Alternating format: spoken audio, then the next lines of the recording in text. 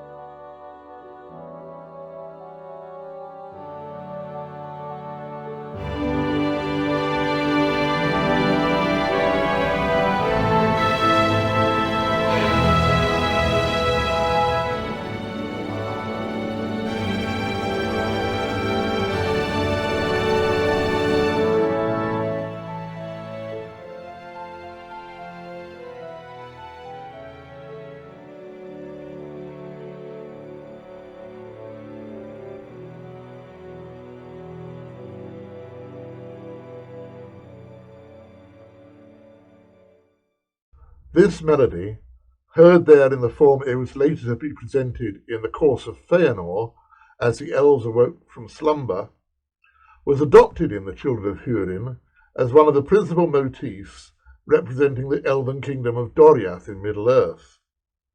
Other themes from the Ainulindale Symphony also made an appearance in that score, as you will hear shortly.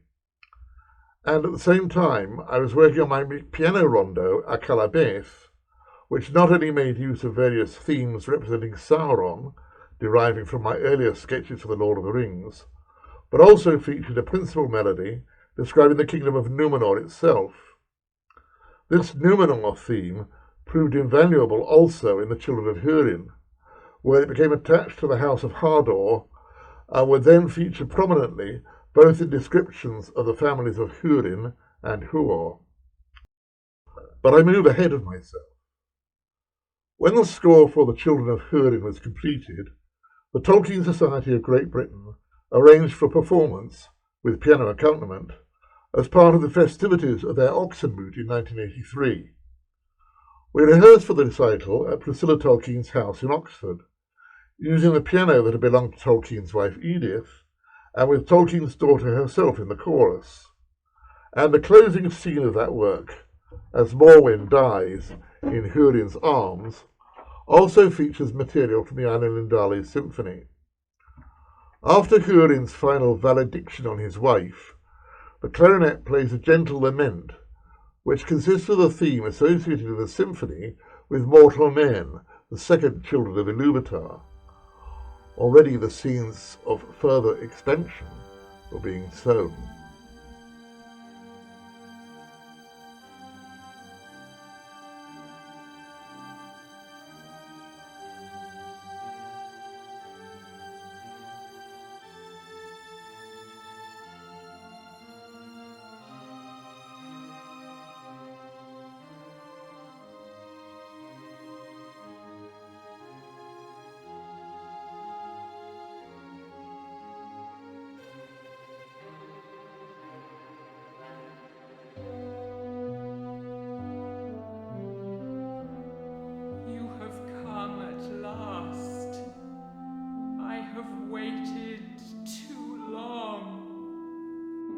It was a long road. I have come as I could. But you are too late. They are lost. I know. But you are not. Almost. I am spent. I shall go with the dawn.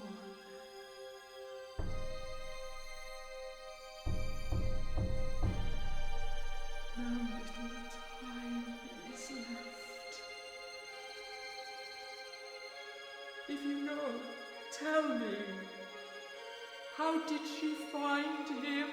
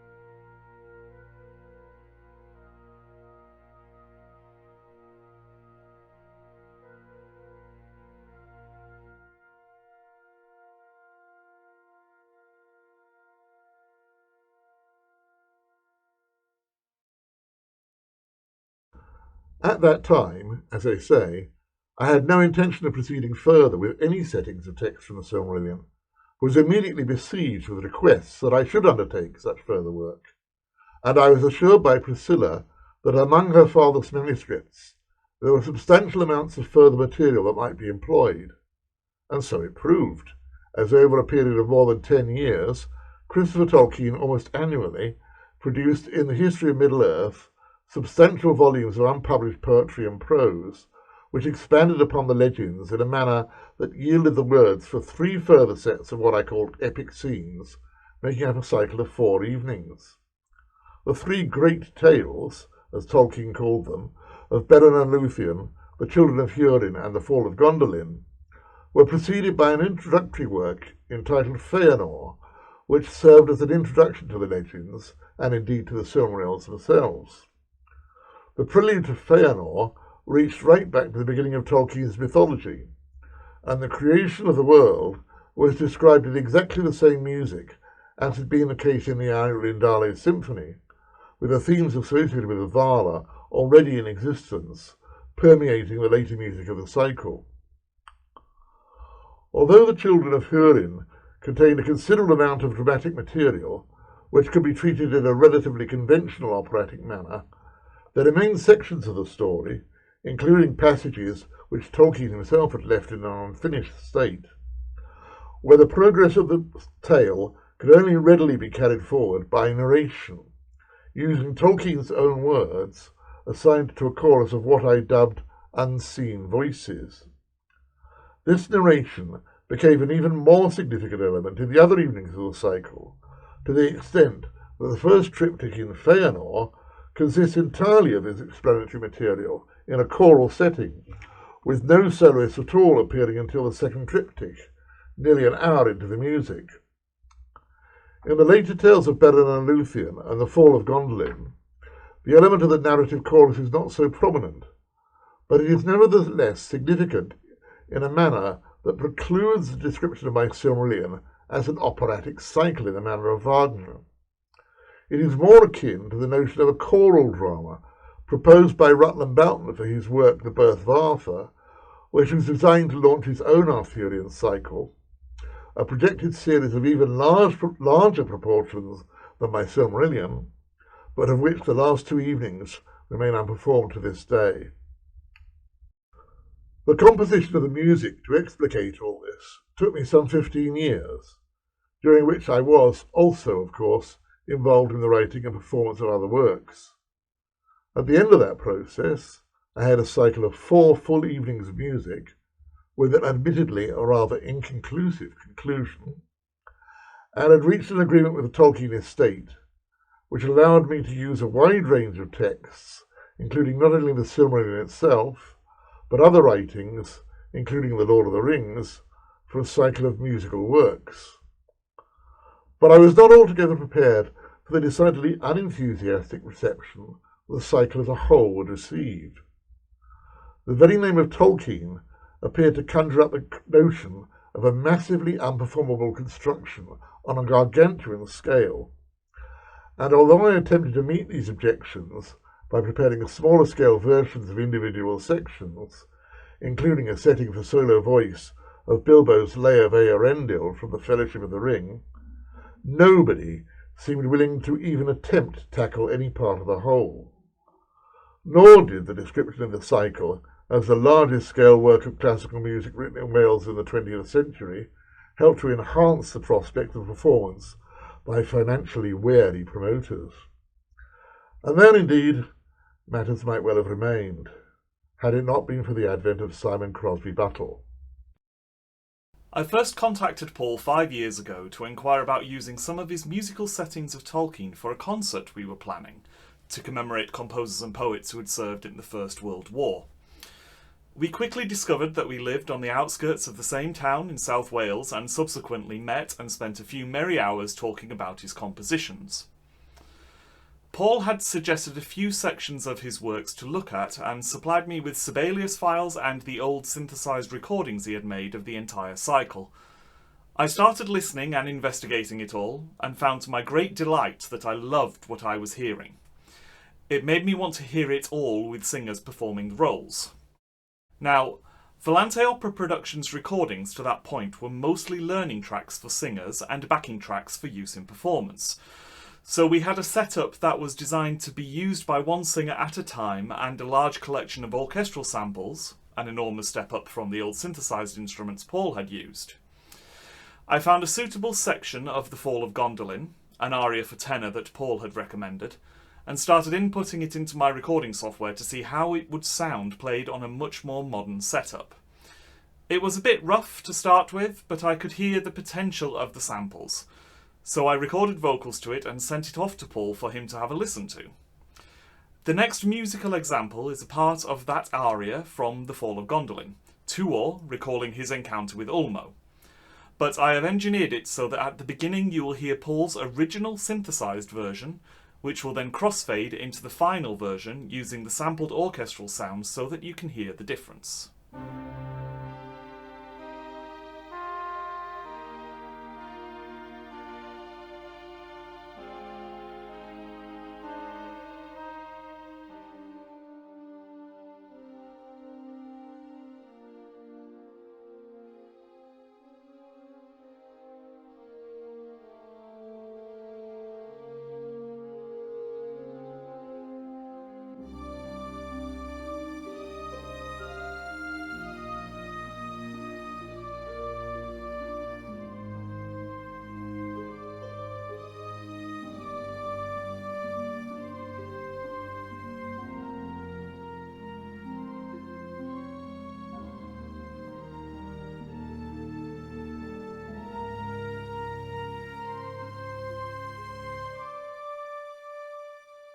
In a dim and perilous region, in whose great tempestuous ways I heard no sound of men's voices, in those eldest of days I sat on the ruined margin of the deep-voiced echoing sea, whose endless roaring music crashed in foaming harmony on the land besieged forever in an aeon of assaults and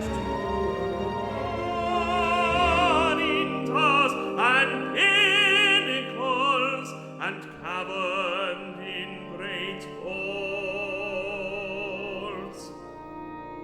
And its arches shook with thunder, and its pit were piled with shades, driven in old sea warfare from those crags and sable shapes.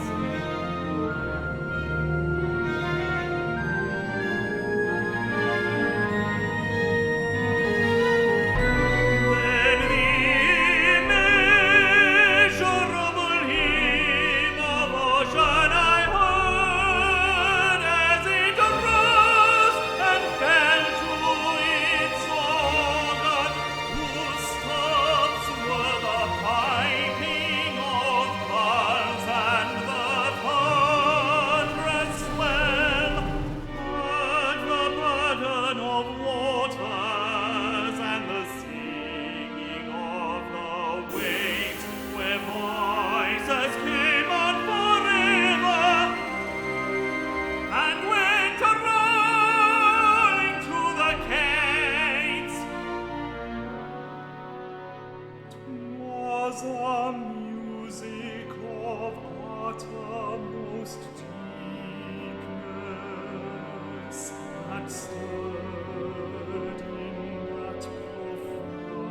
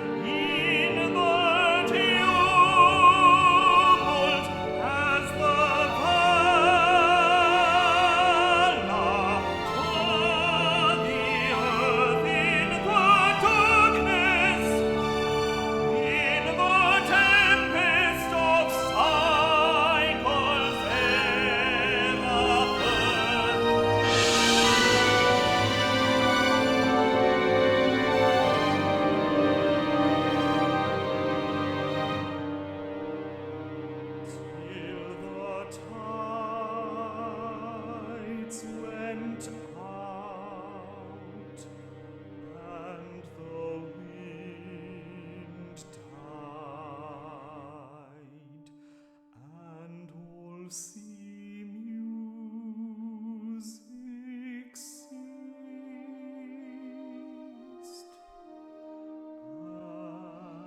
and I woke to silent caverns and empty sands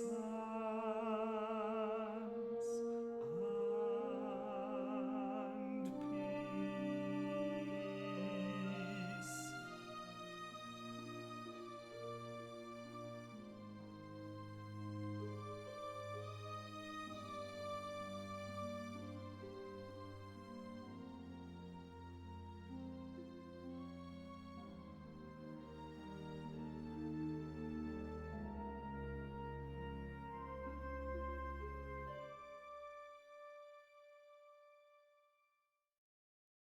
As you just heard, the results were remarkable enough to pique both my and Paul's interest, so I started working through the rest of the score for The Fall of Gondolin, creating an orchestral version that I hoped I'd be able to get my friends and colleagues interested in to come and record for fun, just so I could hear it.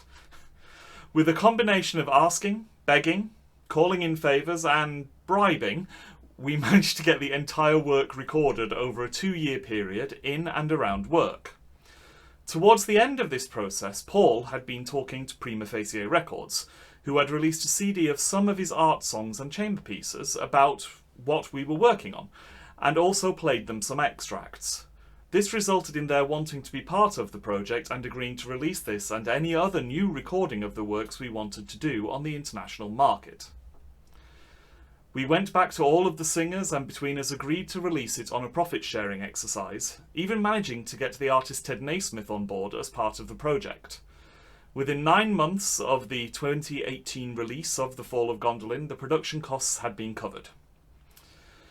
As work was coming to a close on The Fall of Gondolin, we were already well underway with Beren and Luthien, the second part of Paul's Silmarillion cycle. The next audio sample we have for you is from what we refer to as the love scene between the mortal man and the elven maid as they meet in the woods.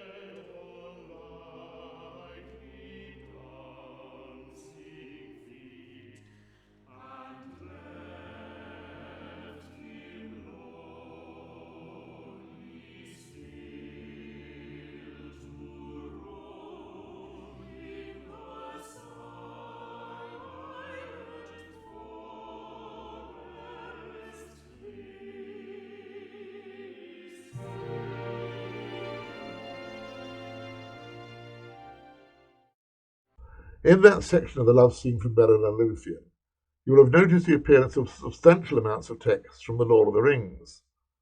But this was far from being the last point at which material from the Lord of the Rings found its way into the Silmarillion cycle. As Beren lies in the dungeons of Sauron, mourning the death of the elven king Finrod, he hears the voice of Luthien and sings and replies songs of battle, which are described as loud and fierce. But Tolkien glosses over this exchange in a mere 20 lines of verse, omitting to provide any text for this crucial point in the narrative, although there are substantial amounts of dialogue in the surrounding passages. This is in the 1930s version of the poem, which was never revised at that juncture. But there is a parallel here with the situation of Sam searching for Frodo in the Tower of Cirith Ungol in The Lord of the Rings. And I took the cue from a similarly dramatic context to incorporate the song In Western Lands into the operatic text at this point, only making one minor change to substitute Luthien's nightingales for Sam's more bucolic merry finches in the first verse.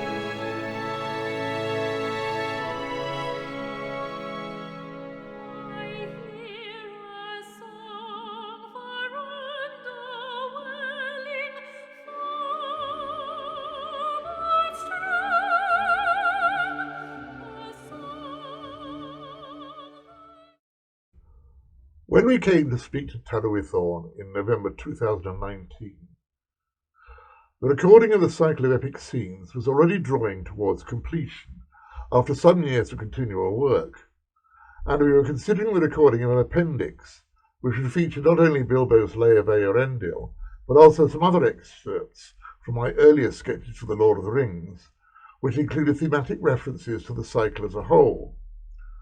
But at the same time, Simon Crosby Buttle suggested to me there might indeed be a case to be made for providing a full fifth segment of epic scenes, which would bring the Silmarillion cycle to a conclusion in a manner closer to that which Tolkien had intended. I was initially sceptical, arguing that I did not think there was sufficient material to justify a satisfactory musical framework to cover these episodes.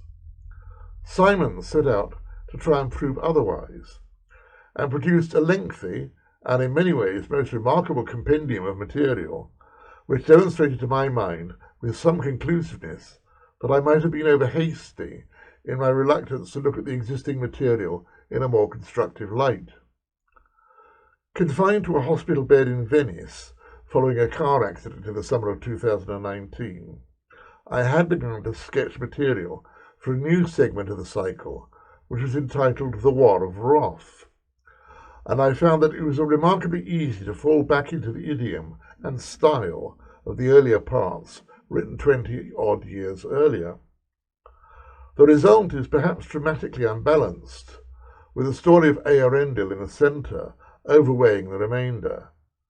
But at the same time, this may have been something close to what Tolkien himself might have intended, and there was an additional consideration that could be brought into play here.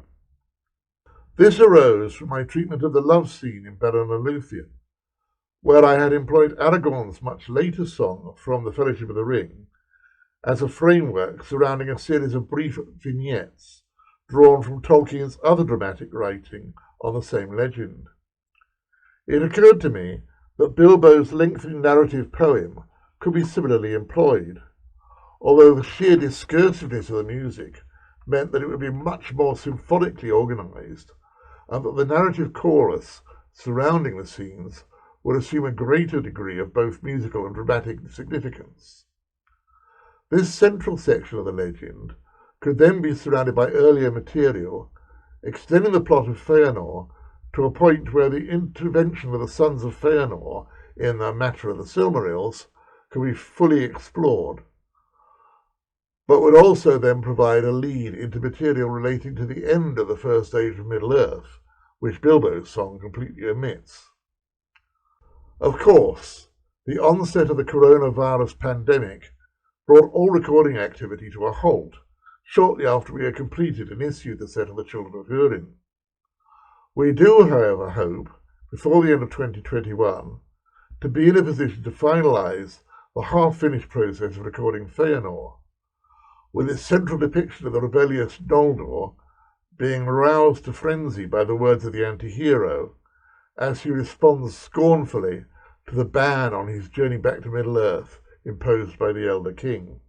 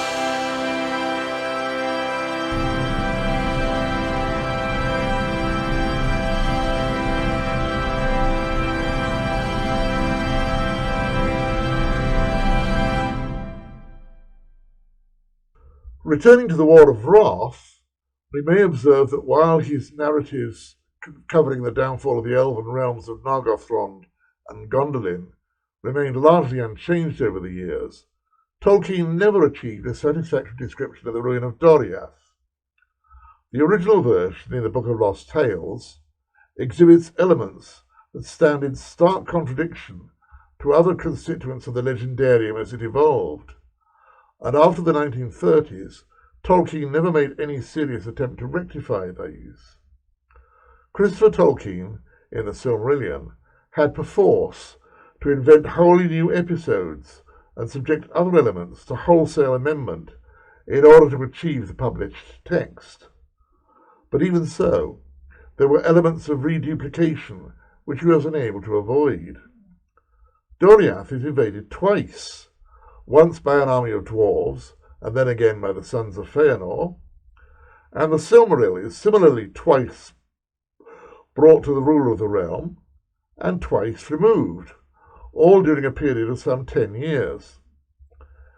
In order to portray the destruction of Thingol's kingdom in the course of these epic scenes, it was necessary to telescope these elements, so that the deaths of Thingol and that of his heir, Dior, are conflated, and it made sense to attribute both to the malignant oath of the sons of Feanor, who are seeking possession of the Silmaril as a legacy of their father. Once Mablung has brought the Silmaril to Thingol, Curufin, as in the tale of the Naugla ring, demands that it be surrendered to Feanor's heirs, and when this demand is refused, leads an invasion of the realm. The problem that Tolkien confronted, that Doriath cannot be violated by an alien race such as the dwarves, would not deter other elves. This solution has the added advantage that Curufin survives the ruin of Doriath to lead his brothers in their raid on the havens of Sirion in the following generation, again seeking the restoration of the Silmaril. Tolkien's 1930 narrative describes the death of Feanor's young twin sons, Amrod and Amras, as occurring during that raid, but later, in the 1960s, he had evolved an alternative story where one of the twins had already died before landing in Middle-earth. This leaves Maethros and Maglor as the surviving sons to contest their father's legacy, as in the published Silmarillion. The result may be a drastic foreshortening of Tolkien's original tale, but it does yield positive gains in its own right, as Melian confronts a renegade elf who has usurped the throne of her slain husband, as in the original Lost Tale, taking her words in turn from the curse on Doriath uttered by Daeron in Tolkien's late prose version of the Lay of Leithian. The interesting thing in all of this is that Tolkien himself might perhaps have had some similar notion. There has long been a mystery attached to the history of his treatment of the text of Bilbo's Lay of Eärendil, where Christopher Tolkien suspected that he may have continued to revise and work on the poem even after the final version had been sent to the printers. But one of the most peculiar things about this is that the version as published omits all reference to the actions of the sons of Feanor in the raid of Eärendil and Elwing's dwelling at the mouths of Sirion, which leads to the exile of the latter and their mission to Valinor. It may well be that Tolkien, who had already excised Eärendil's encounter with Ungoliant from earlier versions of his poem, was further abridging the legend, and may have intended to reduce the sons of Feanor to a greater degree. After the description of the fate of the Silmarils and the sons of Feanor at the end of the First Age, the narrative of these epic scenes proceeds to explore the final sections of the legendarium in the Akallabeth and of the Rings of Power, giving a brief overview of the principal events of the Second Age, with the foundation of Numenor and the forging of the One Ring.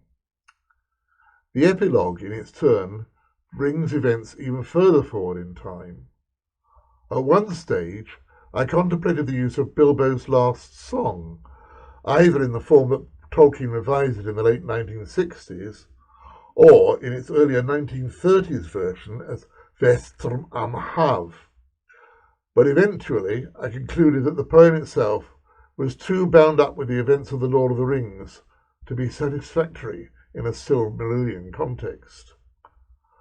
I accordingly took up a suggestion by Wayne Hammond and Christina Scull that I should investigate the possibilities of using some of Tolkien's early poems, and I saw potential in the lengthy poem Corfield, which he had written in 1915, but had subjected to later revision, including a final overhaul in the 1960s, when the verses were considered for inclusion in the published collection The Adventures of Tom Bombadil.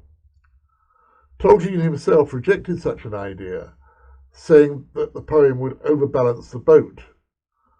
But it seemed to me that some selection from the lengthy poem, celebrating the continuing presence of the ideals represented by the elves in the modern world, would make a perfect conclusion to a cycle which sought to encapsulate the Silmarillion as a whole, and to the War of Wrath in particular, where the prologue had included a setting of the shores of Valinor, one of the very earliest of Tolkien's verses on the subject of Middle-earth.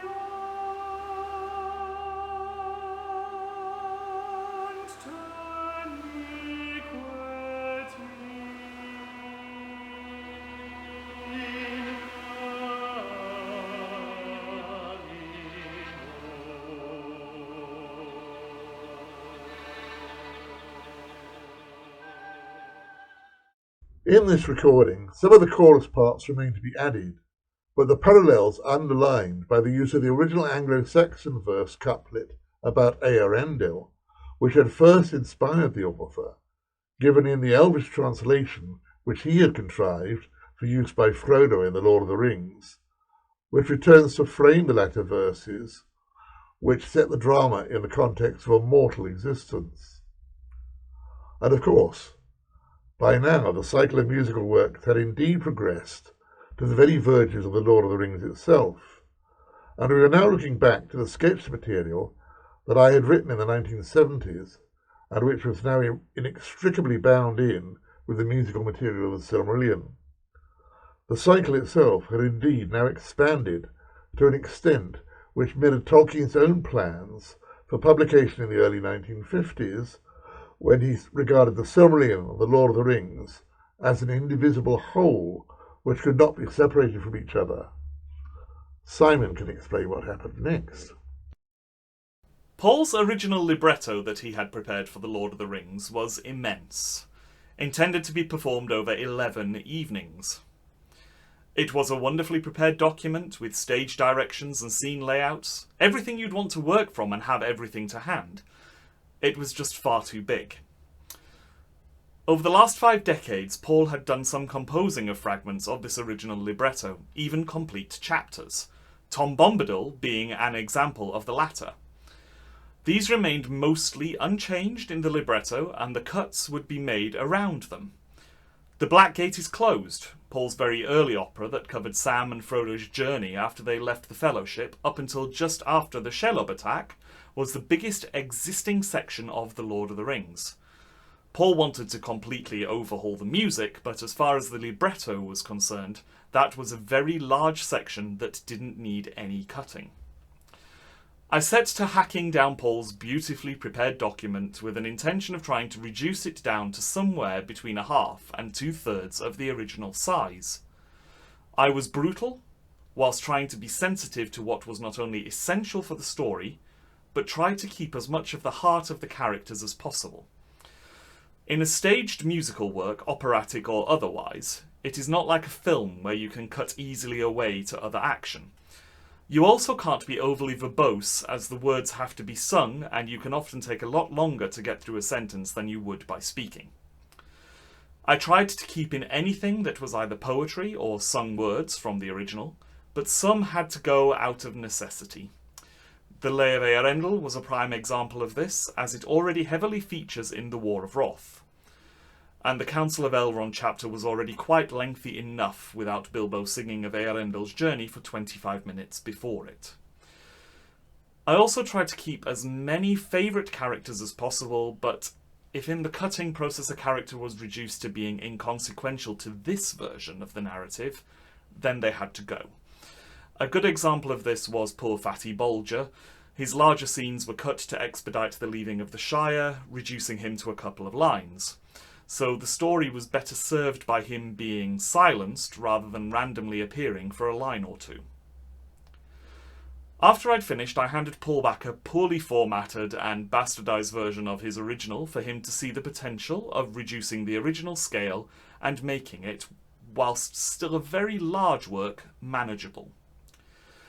We discussed this new version and, with some tweaking and teasing, along with quite a few cut things finding their way back into the libretto, he now has a version of The Lord of the Rings that spans 30 chapters, that he has organised into 6 evenings of music, 2 for each of the original published books.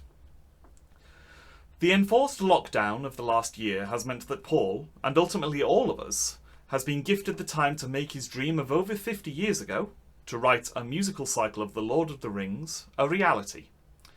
He's been furiously composing away, and a rather marvellous score is appearing, and getting remarkably far along.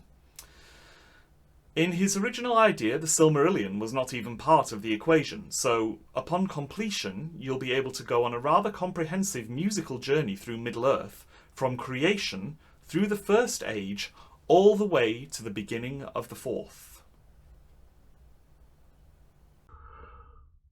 The issue of a recording of the Lord of the Rings arm of the cycle is an even more massive undertaking than that of the epic scenes from the Silmarillion, involving even more singers and some 14 CDs. We still have to complete the recordings of Fëanor and the War of Wrath, but we are already in a position to have begun some work on the individual sections of the score of parts of the Lord of the Rings, even before I have finished the process of composition and revision. And we may perhaps conclude with a brief extract from the Mirror of Galadriel, where Galadriel, who has already made an appearance in the War of Wrath, comes to bid farewell to the Fellowship as they depart down the great river Anduin. As she makes her presentation of gifts to the members of the Fellowship, the music echoes a passage from the Eilean Lindale Symphony, describing the gifts of Yavanna, Which brings us very nearly full circle to a conclusion here, even though the work remains as yet unfinished.